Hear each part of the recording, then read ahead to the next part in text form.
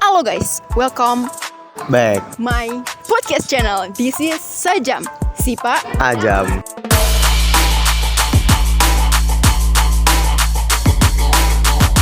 Halo teman-teman, selamat datang di podcast kami. Hari ini kami kedatangan narasumber yang keren banget, terus juga siswi berprestasi dan juga termasuk salah satu siswi eligible loh teman-teman. Kenalin, Kak Jua. Halo Kak Jua. Oke Kak, kita semua kan juga tahu nih ya, Kak Jua itu pernah menjuarai beberapa kali ajang perlombaan bergengsi dan dapat juara 1 dan juga 2. Itu menurut aku udah keren banget sih, apalagi tingkatnya nasional ya. Terus juga Kak Jua menjadi siswi eligible yang dimana kita tahu kalau menjadi seorang siswi eligible itu nggak mudah, pasti ada beberapa tahapan yang dilewatin sama Kak Jua. Nah yang pertama aku mau tanyain, gimana sih Kak perasaan kakak setelah kakak tahu banyak persepsi orang-orang atau banyak asumsi orang-orang yang mengatakan bahwa kakak sebagai siswi yang berprestasi? Tentunya aku senang banget ya pas awal-awal aku dengar kalau aku tuh dianggap sebagai siswi yang berlabel prestasi. Karena akhirnya pada endingnya itu saat aku selama 3 tahun ini tuh ada hasilnya terlihat di mata orang-orang. Namun di sisi lain tuh ada rasa beban tersendiri bagi aku. Karena menurut aku usaha yang aku lakukan selama ini tuh belum terlalu maksimal. Jadi belum terlalu pantas untuk atau dilabeli sebagai siswi yang berprestasi. Oke, jadi intinya kalau branding kita udah bagus di mata masyarakat, mau nggak mau kita pertahanin branding itu ya Kak. Oke, yang aku mau tanyain, kadang kan manusia pasti punya rasa malas untuk melakukan sesuatu, malas untuk belajar atau dan lain sebagainya. Nah, gimana sih cara Kak Jua untuk memproduktifkan waktu Kak Jua itu untuk hal-hal yang memang bermanfaat? Cara ngatur waktu sebenarnya sih nggak ada tips atau trik yang terlalu spesial gitu ya, karena aku sendiri juga bukan orang yang terlalu teratur, tapi aku menerapkan prinsip di mana dalam waktu seminggu itu aku 6 hari itu harus melakukan hal-hal yang produktif kayak ngerjain tugas, atau di hari Minggu aku menyiapkan untuk hari Seninnya. Tapi ada 1 hari itu biasanya aku gunain hari Sabtu untuk 1 hari itu aku benar-benar enjoy sama diri aku sendiri. Aku istirahat, aku nggak melakukan hal-hal yang bisa nge-push diri aku nanti jadinya sakit atau gimana. Jadi di hari-hari selain hari Sabtu aku bikin skala prioritas di mana hal-hal yang urgent banget tuh aku segera kerjain, dan mungkin yang bisa dicicil tuh aku cicil pelan-pelan. Tapi pada akhirnya harus segera selesai karena di hari Sabtu itu aku bener-bener harus punya waktu untuk diri aku sendiri.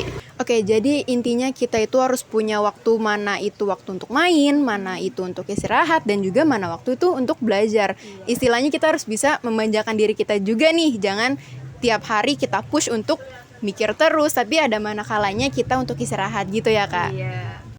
Oke, berdasarkan riset kami nih Kak, tidak semua siswa atau siswi itu sadar akan kemampuan dirinya sendiri. Bagaimana cara kakak bisa mengembangkan potensi diri dan berani mencoba? Gimana cara aku ngembangin potensi dalam diri aku dan juga berani nyoba ya? Sebenarnya ada satu hal basic di mana aku ngerasa semua orang tuh perlu, yaitu minat pada sesuatu. Jadi pas SMP tuh aku nggak seperti yang kalian lihat sekarang. Waktu SMP aku tuh super duper pemalu, tapi aku punya minat di seni. Jadi waktu SMK aku nyobalah untuk gabung ke teater, dan alhamdulillah aku nekutin teater dengan sangat. Jadi aku dipercaya untuk jadi ketua, dan mulai dari saat itu keberanian diri aku tuh mulai kepacu gitu. Jadi mulai terbiasa lah ngomong di depan orang-orang, dan pada akhirnya di tahun kemarin ya 2023 aku sama Syifa juga kan dipercaya buat ikut lomba public speaking. Alhamdulillahnya makin memacu lagi minat aku kepada ngomong-ngomong di depan orang kayak gini. Jadi sebenarnya basicnya itu punya minat dulu. Setelah itu pasti kita akan terus berani nyoba. Asal cinta sama minat kita itu pasti yang lainnya bakal ikut sendiri, kedorong sendiri gitu. Nah, untuk belajarnya itu apakah ada tips dan trik khusus untuk menjadi siswa atau siswi yang berprestasi? Untuk tips and trick soal belajar sih sebenarnya nggak ada yang spesial ya, karena aku ngerasa setiap orang tuh punya cara belajar mereka masing-masing. Mungkin ada yang lebih nyaman dengan audio visual, atau audionya aja, atau visualnya aja.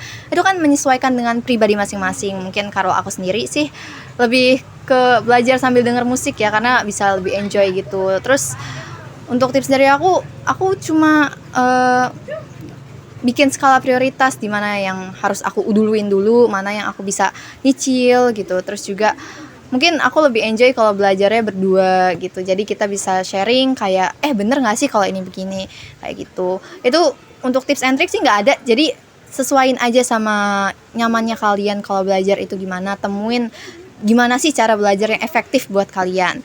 Dan ini klise tapi sangat manjur. jangan lupa minta doa sama orang tua gitu, karena aku ngerasain manfaatnya itu. Setiap aku mau ngelakuin sesuatu yang aku usahakan banget, pasti aku bakal minta restu ke ibu atau ke ayah gitu. Jadi jangan lupain orang tua juga di samping kalian udah usaha gitu. Jadi pada intinya itu kita nggak bisa samaratakan mana metode belajar seseorang yang memang dia punya metode belajar visual, audio visual, atau audionya aja gitu ya Kak.